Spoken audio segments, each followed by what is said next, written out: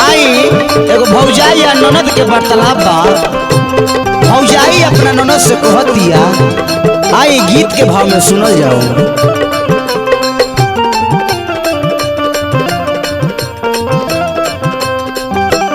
बदलल बदलल बोली तोहर बुझाता ननद बोली रे। बदलल बदलल बोली तोहर बुझाता ननद बोली रे। के कर दी हल मोबाइल रे ननद, के कर दी हल चोली रे। के कर दी हल मोबाइल रे ननद, के कर दी हल चोली रे। बदलल बदलल बोली तोहर बुझाता ननद बोली रे। के कर दी हल मोबाइल रे ननद, के कर दी हल चोली रे। के कर दी हल मोबाइल रे ननद, के कर दी हल है चोली रे।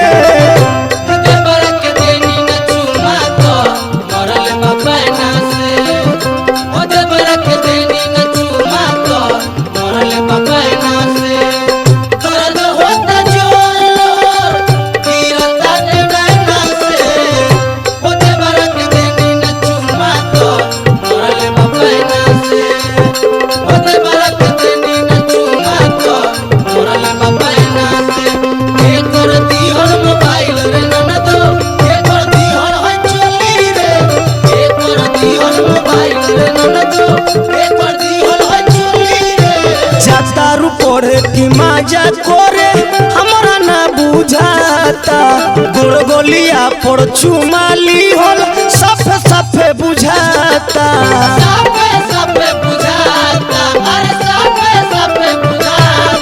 अरे जातारू पढ़े की मजा करे हमारा ना बुझाता। गोलगोलिया पर चुमाली हल सफे सफे बुझाता।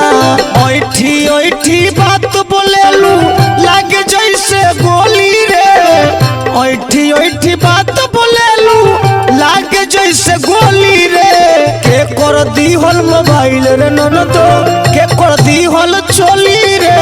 के कर दी हल मोबाइल रे ननद, के कर दी हल चोली रे।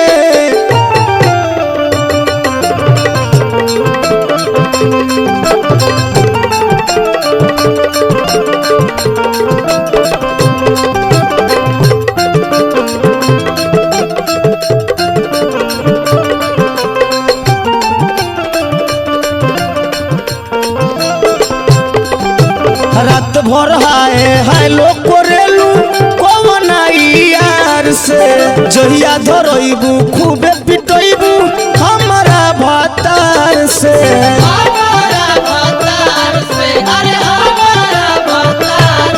अरे रात भर हाय लोग करेलू कौन यार से। जहिया धरइबू खूबे पिटइबू हमारा भातार से। लागेला उदैया घरे जाई तोहर डोली रे।